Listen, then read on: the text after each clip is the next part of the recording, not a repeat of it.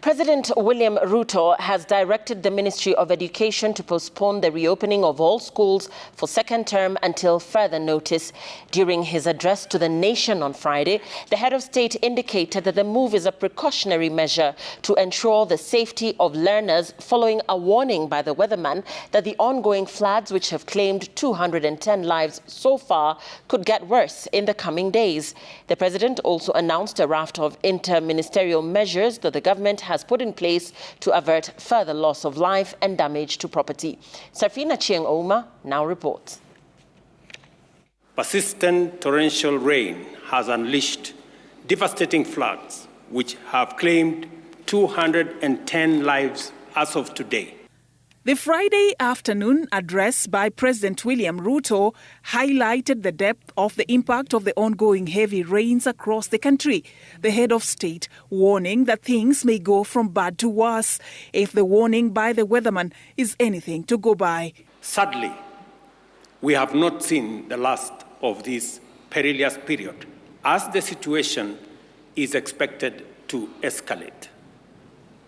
Meteorological reports paint a dire picture.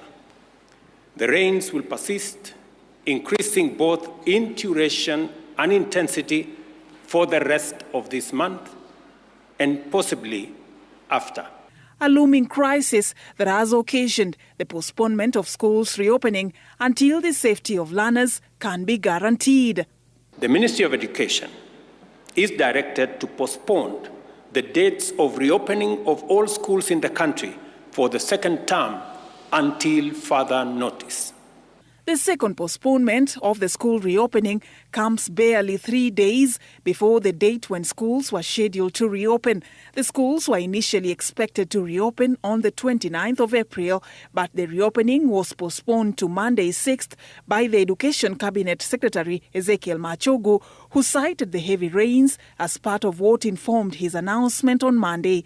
In a circular by the Ministry of Education, all boards of management of schools have been directed to convene meetings and submit reports to their respective county education boards on the status of their respective schools, detailing the damage caused to school infrastructure by the adverse weather and outline mitigation measures. The reports are to be submitted by 8th of May 2024 to help in planning for repairs through the NGCDF. Members of Parliament are requested to reorganize the CDF allocations to prioritize reconstruction of school infrastructure that has been damaged as a result of the floods ravaging the country. Further, the county education boards are expected to meet and compile a status report to be submitted to the Cabinet Secretary by the 10th of May 2024, while field education officers working in areas where schools are hosting displaced persons should collaborate with the local national government administration offices to immediately identify alternative accommodation for the affected persons to ensure that the learning facilities are available. Members of the provincial administration, members of the national government administration officers, our security agencies are already working with communities, with county government officials on identifying the areas that citizens can be relocated to. Cabinet has met 3 times to discuss an all-of-government approach to address the current crisis, with the government putting up a raft of measures to avert further loss of life and damage to property.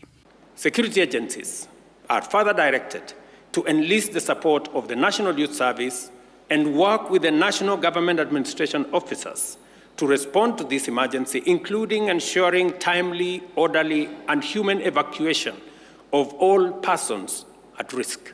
With the heavy rains continuing to wreak havoc across the country, learners will have to wait a little longer to get communication from the government on when the schools will reopen for second term. Safina Chieng-Ouma, Citizen TV from State House, Nairobi.